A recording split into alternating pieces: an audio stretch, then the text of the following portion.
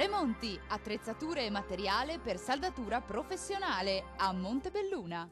Ben ritrovati al meteo di Antenna 3. Prevalenza di sole sulle nostre regioni, ma non mancherà qualche disturbo. Vediamo il dettaglio. Sul Veneto ampio soleggiamento nella prima parte della giornata, con il cielo che si presenterà sereno o al massimo poco nuvoloso ovunque. Dal pomeriggio addensamenti e anche con qualche temporale sui monti del Bellunese, sempre buono invece altrove.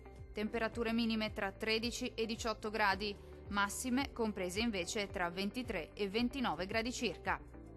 Situazione simile sul Friuli Venezia Giulia, dove sarà asciutto e soleggiato al mattino, ma anche qui dal pomeriggio aumenterà la nuvolosità sui settori alpini, dove non si escludono occasionali rovesci a carattere sparso, cielo al massimo poco nuvoloso altrove.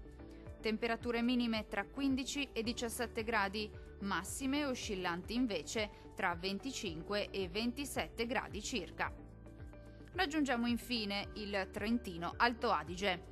Al mattino qualche piovasco sui settori alpini di confine, altrove invece sarà soleggiato. Col passare delle ore non si esclude che gli acquazzoni possano riguardare un po' tutti i settori della nostra regione.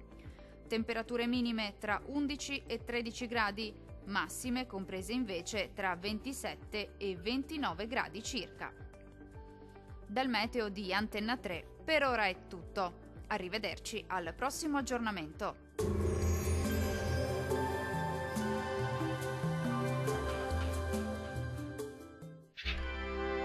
Tremonti, attrezzature e materiale per saldatura professionale a Montebelluna.